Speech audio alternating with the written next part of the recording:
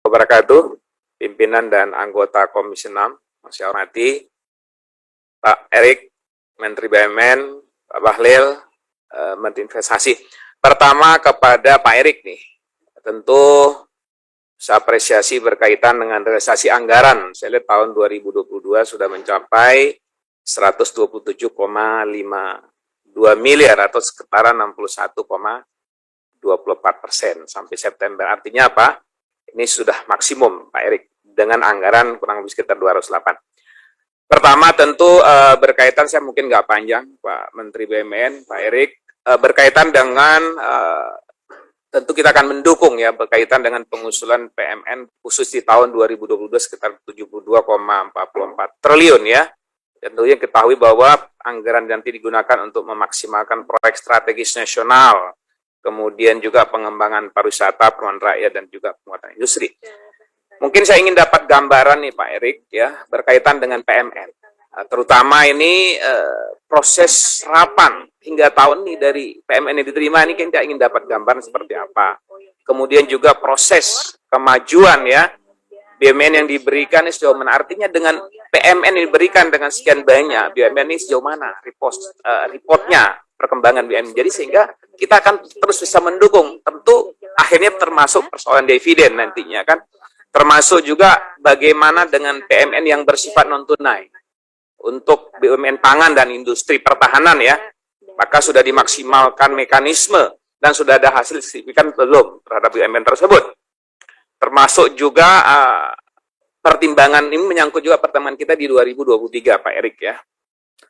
Kemudian juga BUMN yang menerima dana PMN 2020 harus memperhatikan nilai urgensi, efektivitas dan efisiensi serta perbaikan dari perusahaan melalui timbal balik yang jelas ya. Tentu kita harapkan berkaitan dengan multi efek ya, yang signifikan pada sektor yang menjadi sasaran ya. Kemudian yang kedua Pak Erik, saya ingin dapat gambaran, saya lihat data dari Kementerian Keuangan di tahun 2022 ini berkaitan dengan dividen. BUMN di sini saya lihat baru hanya 20 BUMN yang telah melakukan setoran berupa dividen. Ini tentu gambarannya mana ini 20 perusahaan, sementara 20 BUMN yang lainnya kemana Pak Erik? Ini juga kita ingin dapatkan gambaran, supaya kita tahu mana betul-betul BUMN yang sehat, mana BUMN yang tidak sehat.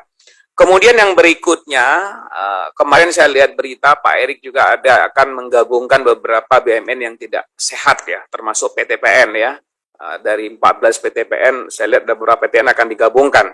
Ini juga kita ingin dapat gambaran. Kemudian yang berikutnya tentu berkaitan kenaikan BBM bersubsidi nih Pak Erik. Karena Pak Erik selaku Menteri yang bertanggung jawab menanggung BUMN, saya pikir ini juga beban rakyat luar biasa. Kami termasuk yang menolak ya kenaikan BBM bersubsidi. Namun demikian dengan kenaikan BBM kan tentu pemerintah mendapatkan keuntungan yang besar, ya kan, terhadap kepentingan rakyat. Tentu sebagai Menteri BUMN kita harapkan perlu pengawasan yang ketat Pak Erik. Arti betul-betul nggak khususnya kenaikan BBM ini berdampak juga terhadap dampak khususnya subsidi kepada rakyat. Ini kita harapkan bisa betul-betul diawasi sehingga ketat yang disampaikan tadi teman-teman supaya target sasaran yang harus betul tepat kepada masyarakat. Kemudian yang terakhir kepada Pak Bahlil. Pak Bahlil ini saya lihat anggarannya luar biasa. Ini udah di atas 1 triliun, 1,3 di 2022. Tentu kita harapkan kenapa? Karena berkaitan manage investasi ini juga masyarakat perlu terlibat nih Pak Bahlil. Artinya kita harus sosialisasi betul ini.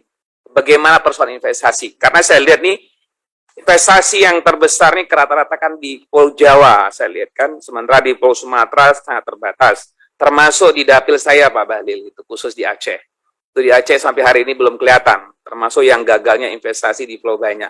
Saya berharap ini dengan ada Pak Bahlil ini, kita harapkan daerah-daerah yang punya potensi, khususnya di luar Pulau Jawa ini menjadi perhatian juga Pak Bahlil, seperti Aceh dan lain-lain. Jadi sehingga di samping target investasi sebesar 1.200 triliun tercapai di 2022, kita harapkan di 2023 ini ada target-target khusus yang menyentuh juga daerah tertentu Pak Bahlil. Seperti Pak Hendrik di Maluku misalnya, saya sepakat. Artinya ketika melihat investasi yang masuk Indonesia, ada pemerataan Pak Bahlil.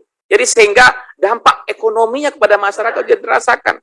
Saya sepakat dengan kita tambah anggaran kepada Pak Bahlil sekian di atas 1 triliun nih, kita harap kinerja yang kita harapkan kan bisa maksimal. Jadi sehingga pertumbuhan dari investasi ini betul-betul dirasakan oleh masyarakat secara menyeluruh. Mungkin itu beberapa hal. Pak Erik, terakhir saya ingin sampaikan amanah dari Aceh, khususnya setelah kita kunjungan Komisi 6 ke Aceh kemarin, kita melihat Sabang. Tentu kita harapkan peran BUMN juga bisa masuk di Sabang, Pak Erik ya.